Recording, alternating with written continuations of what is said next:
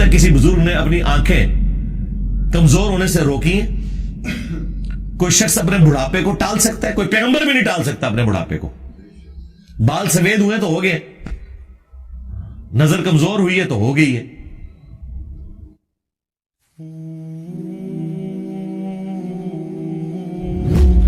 قُلْ مَنْ يَرْزُقُكُم مِّنَ السَّمَاءِ وَالْأَرْضِ, اے نبی ان سے پوچھئے بھلا بتاؤ تو کون ہے جو رزق دیتا ہے تمہیں آسمان سے اور زمین سے, آسمان سے پانی برسا کر اور اس کے ذریعے زمین سے کھیتی اگا کر.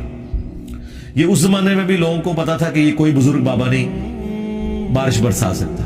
آج بھی لوگوں کو پتا ہے کوئی نہیں برسا. دیکھیں جب بارش نہیں ہوتی سارے بابے فیل ہو جاتے ہیں, ہاں ڈیم خالی ہو جاتے ہیں, بابے فیل ہو جاتے ہیں. وہ اللہ کی مرضی, بارش دے نہ دے. اَمَّن يَمْلِكُ السَّمْعَ وَالْأَبْصَارَ, بھلا بتاؤ کہ کون ہے مالک ہے جو کان اور آنکھوں کا. اللہ نے کان بھی بنائے, آنکھیں بھی بنائے, کوئی اور مالک ہو ہی نہیں سکتا.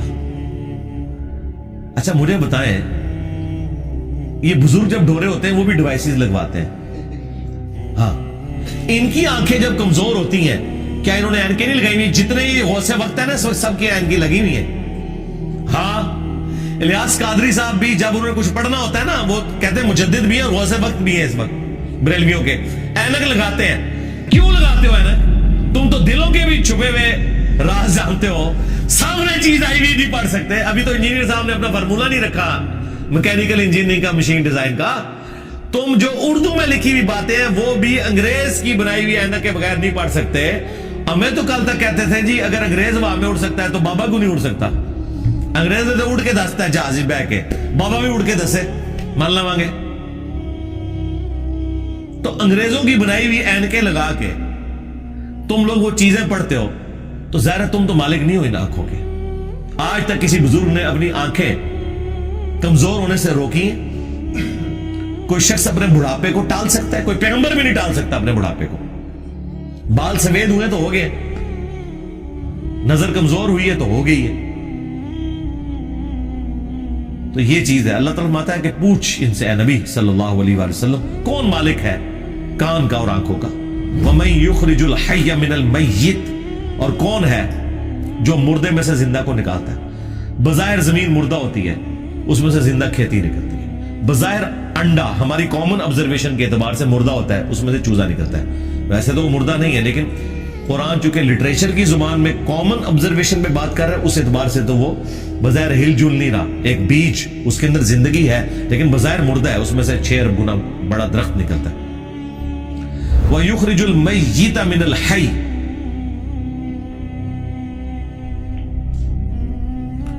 اور مردہ کو نکالتا ہے زندہ سے. زندہ میں سے مردہ بھی نکلتا ہے. یعنی مرغی انڈا دیتی ہے, بظاہر یہ بات ہو رہی ہے, میں سائنٹیفک لینگویج میں بات نہیں کر رہا, لٹریچر کی زبان میں بات کر رہا ہوں.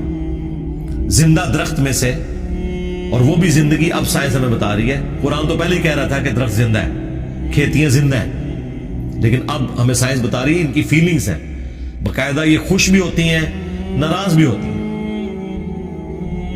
پھول مرجھا بھی جاتے ہیں, ان کے اوپر بھی کیفیات طاری ہوتی ہے. تو آپ دیکھیں اسی میں سے وہ بیج نکلتا ہے, وہ بیج آپ بوتے ہیں, ایک اور درخت نکل آتا ہے, ایک اور کھیتی نکل آتی ہے. وَمَن يُدَبِّرُ الْأَمْرَ, اور کون ہے جو سارے کاموں کی تدبیر فرماتا ہے. ظاہر ہے جی بزرگوں کو تو پتہ ہی نہیں, اور جن بزرگوں کو سورج کے سائنس کا ہی نہیں پتا وہ سورج کو کیسے کنٹرول کر سکتے ہیں, اور سورجوں کی تعداد بھی نہیں پتا, ان بیچاروں نے یہی سورج دیکھا ہوا ہے. یہ تو سائنس بتا رہی ہے نا صرف ملکی وے گلیکسی میں 300 ارب سورج ہیں ایک گلیکسی کے اندر, اور اس طرح کی 250 ارب گلیکسیز اور ہیں. بزرگوں تو پتہ ہی نہیں تھا. آپ لاکھ کہتے رہیں گے وہ شاہ شمس تبریز نے بوٹی پون لی سی, دادا کرو کہانیاں ان کی سنیں. فَسَيَقُولُونَ اللَّهُ, تو یہ انقریب کہیں گے اللہ ہی کرتا ہے. یہ دیکھو مشرکین عرب بھی بتوں کو ساتھ شریک ٹھہراتے ہوئے بھی کہتے تھے نہیں اے کام نہیں بت کر سکتے, اے وڈا ہی اللہ کرتا ہے. اور یہاں کہہ رہے ہیں بزرگوں کی ڈیوٹیاں لگی ہوئی ہیں, اندازہ کریں. فَقُلْ أَفَلَا تَتَّقُونَ, تو اے نبی سے فرماؤ کہ کیا تم ڈرتے نہیں ہو اس شرک کے کام سے. اندازہ کریں مشرکین عرب اللہ کو مانتے تھے لیکن اس کے ساتھ شریک ٹھہراتے تھے. ہمیں بتایا گیا ہے کہ جی یہ قرآن کافروں کے بارے میں نازل ہوا ہے جو اللہ کو نہیں مانتے تھے, تاکہ آپ کا خیال ہی اس طرف نہ جائے کہ آپ کے بابوں کے بارے میں بھی ان کے ماننے والوں نے وہ عقیدے رکھے ہوئے ہیں جو مشرکین عرب نے اپنے ان بتوں کے ساتھ رکھے تھے, سوائے ایک فرق ہے کہ وہ انہیں چھوٹا آلیہ کہتے تھے. یہ آلیہ نہیں کہتے, اللہ کے بندے کہتے ہیں. ادروائز باقی ساری چیزیں وہی ہیں. اللہ کے نیک بندوں کے نام کے اوپر, فرشتوں کے ناموں کے اوپر انہوں نے بت کھڑے کیے ہوئے تھے. کام آگے یہ وہی کر رہے ہیں, لیکن وہ ایک فرق جو ہے نا وہ اس کو اتنا اجاگر کرتے ہیں کہ نہیں جی وہ تو ان کو چھوٹا معبود مانتے تھے, ہم اپنے ان بزرگوں کو معبود نہیں مانتے. تو اس کا جواب پھر میں نے دیا تھا سورۃ المائدہ کی آیت نمبر 75 میں. اللہ تعالیٰ نے جیزس کرائسٹ عیسیٰ ابن مریم ان کی ماں کی مثال دے کے کہا ہے کہ ایسی ہستیوں کو پوجتے ہو جو نہ تمہارے نقصان کے مالک ہیں نہ نفع کے. اگر عیسیٰ اور ان کی ماں کسی کے نفع نقصان کے مالک نہیں ہیں, اب تو بات پیچھے رہ گئی کہ کرسچن جو ہے وہ معبود سمجھ کے کرتے ہیں اور ہم بزرگوں کو معبود نہیں مانتے. یہ تو بات پیچھے رہ گئی. اللہ نے کہا عیسیٰ ان کی ماں تمہارے نفع نقصان کے مالک ہی نہیں. اگلی گل مک گئی, وہ تو پیچھے رہ گئی, وہ پرانی گلاں ہو گیا, پرانے بابے پرانے بہانے تھوڑے نسڑے دے. اگلی گل پڑھو, عیسیٰ اور ان کی ماں تمہارے نفع نقصان کے مالک نہیں ہیں. اس پہ میں نے کہا تھا کہ اگر عیسیٰ ابن مریم تمہارے نفع نقصان کے مالک نہیں تو تمہارے بابے تو شاہی کوئی نہیں, عیسیٰ کے جیسا ہے ہی کوئی نہیں, عبد القادر جیلانی تو شاہی کوئی نہیں, ہاں مریم کے جیسا ہے ہی کوئی نہیں, رابعہ بصریہ تے شاہی کوئی نہیں. تو وہ آگے نہیں پڑھتے, کہتے ہیں پیچھے پڑھو وہ عبادت کرتے سن. سرکار مان لیا, آگے پڑھو کہ عبادت کرتے تھے یا نہیں کرتے تھے. اللہ نے کہا نفع نقصان کے مالک نہیں ہے, وہ اللہ ہی ہے. اس کا مطلب یہ ہے کہ جس کو تم نفع نقصان کا مالک سمجھتے ہو گویا تم اسے خدا مانے ہوئے ہو, بھلے تم کہتے رہو کہ ہم اللہ کا بندہ مان رہے ہیں, اللہ نہیں مانتا اس بات کو. اس کے ثبوت میں سورۃ النمل کی آیت نمبر 62 ہے, امن یجیب المضطر اذا دعا ویکشف السوء ویجعلکم خلفاء الارض االہ مع اللہ. بھلا بتاؤ تو کون ہے جو مصیبت اور پریشانی میں گھرے ہوئے شخص کی فریاد کو سنتا ہے اور اس سے اس کی تکلیف کو دور کر دیتا ہے اور تمہیں زمین پر اگلوں کا خلیفہ کرتا ہے. االہ مع اللہ, کیا اللہ کے ساتھ کوئی اور معبود بھی ہے جس کی یہ کوالٹی ہو؟ قلیلا ما تذکرون, بہت ہی کم نصیحت حاصل کرتے ہیں. اس آیت میں سورۃ النمل کی آیت نمبر 62 پارہ نمبر 20 کے پہلے صفحے پہ اللہ تعالیٰ نے واضح کہہ دیا کہ جس کے بارے میں تمہارا یہ عقیدہ ہے نا کہ تمہیں مصیبت اور پریشانی میں تمہاری تکلیف دور کر سکتا ہے, دعا میں تم اسے پکارو گویا تم نے اسے خدا مان لیا. وہ اگلے دن وہ پاپا جانی کہہ رہے تھے کہ ڈسپرین کی گولی اگر مشکل کشا ہے تو شیخ عبد القادر جیلانی نہیں. سرکار ڈسپرین کی گولی جب ہم کھاتے ہیں تو سر درد دور ہوتا ہے. عبد القادر جیلانی نو چٹ کے بھی ویکھ لو تھوڑا سر درد نہیں دور ہونا. ہاں ذہن میں رکھیے گا. اگر کوئی نہیں مانتا میں تھوڑی اور ورسٹ مثال دیتا ہوں. انہی کا جب پیشاب بند ہوا تھا تو آغا خان میں ان کا آپریشن ہوا تھا تو عبد القادر جیلانی کے مزار پہ اٹھا کے لے جاتے نا.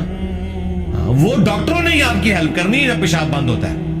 ایون عبد القادر جیلانی کا بھی پیشاب بند ہونا وہ بھی ڈاکٹر ہی علاج کرے گا, خود کوئی اپنا علاج نہیں کر سکتا. سیدھی سی بات ہے. تو مثالیں ہی دیتے ہیں زاری اسباب, ادویات, یہ اللہ تعالیٰ نے ان کے ساتھ چیزیں جوڑی ہوئی ہیں. تو میں نے ان کو اگلی مثال دی ہے کہ ویل مچھلی 1.5 گھنٹے تک اپنا سانس روک سکتی ہے. لے آؤ سارے بابے, 1.5 گھنٹے ایسے سمندر ہی سٹیں گے انہوں نے. ظاہر ہے یہ کہتے ہیں نا کہ بزرگان دین جو ہے وہ مطلب یہ انگریزوں سے بھی بہتر ہے تو جانوروں سے بھی بہتر ہو گے, یا منو کہ تھوڑے سارے بابے ویل مچھلی تو بدتر نے. اڑنے کا نہیں کہہ رہے, اڑتے نہیں سکتے ہو, چلو ایسا روکا گے نا, جانتے چھوٹے نا, 1.5 گھنٹے ایسے سمندر ہی سٹیں گے ایڈا وڈا وٹا بن کے تاکہ باہر بھی نہ نکل سکن. 1.5 گھنٹے بعد کٹا گے, چلو 5 منٹ پہلے میں کر لاں گا انشاءاللہ. احتیاطن جسے زور احتیاطی پڑھ دینے نہ ہے, میں بھی احتیاطن 5 منٹ پہلے ایک بار کٹ لواں گا, لیکن کوئی روک کے دسے منو کچھ بھی نہیں ہو سکتا میرے بھائی. یہ سب کے سب جھوٹ ہے جو انہوں نے مشہور کیا. اللہ تعالیٰ فرما رہا ہے نبی ان سے فرماؤ تم پھر بھی ڈرتے نہیں ہو اپنے اس شرکی عقیدے سے. فَذَلِكُمُ اللَّهُ رَبُّكُمُ الْحَقِّ, تو یہ ہے اللہ تمہارا حقیقی رب جو الحق ہے تمہارا پالنے والا. فماذا بعد الحق الا الضلال, تو بتاؤ حق کے بعد گمراہی کے سوا کیا بچتا ہے. یعنی یہ دو ہی آپشن ہو سکتے ہیں, اگر اللہ حق ہے باقی سب باطل ہے. اللہ کے مقابلے پر اگر آ جائے اس میں ان ہستیوں کا قصور نہیں ہے, ذہن میں رکھیے گا. لیکن مثال کے لیے پھر اللہ نے کہا ہے اگر اللہ ارادہ کرے کہ عیسیٰ اس کی ماں اور سب لوگوں کو ہلاک کر دے, اللہ کو کوئی پوچھ نہیں سکتا. سورۃ المائدہ آیت نمبر 17. اب کوئی اللہ کو یہ سمجھائے گا کہ یا اللہ عیسیٰ کا رگڑا کیوں نکالا نعوذ باللہ ان کی نظر میں؟ نہیں بھئی, جب توحید اسٹیبلش کرنی ہے تو وہ ہمارے استاد مولانا ساق صاحب کہتے تھے اور جدو توحید بیان کریں گے تو نبیت کی گستاخی آپ ہی ہو جائے گی.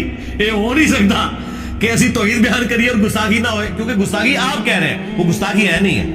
نبی نہیں سے گستاخی مانیں گے.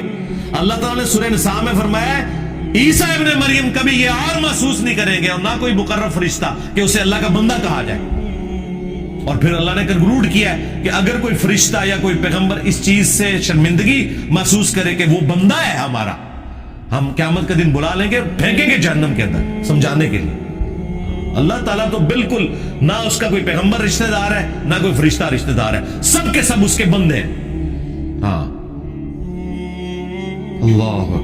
فَأَنَّا تُصْرَفُونَ, تو پھر کہاں رخ موڑ کے پھرے جا رہے ہو. كَذَلِكَ حَقَّتْ كَلِمَةُ رَبِّكَ عَلَى الَّذِينَ فَسَقُوا أَنَّهُمْ لَا يُؤْمِنُونَ, بالکل اس طریقے سے ثابت ہو چکی ہے تمہارے رب کی بات ان لوگوں کے اوپر جو سرکشی کے اوپر اترے ہوئے ہیں کہ وہ کبھی بھی ایمان نہیں لے کر آئیں گے.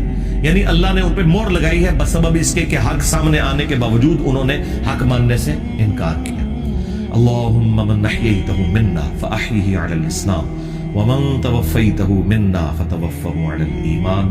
سبحانک اللہم وبحمدک اشہد ان لا الہ الا انت استغفرک واتوب الیک وما علینا الا البلاغ المبین. جزاکم اللہ خیرا.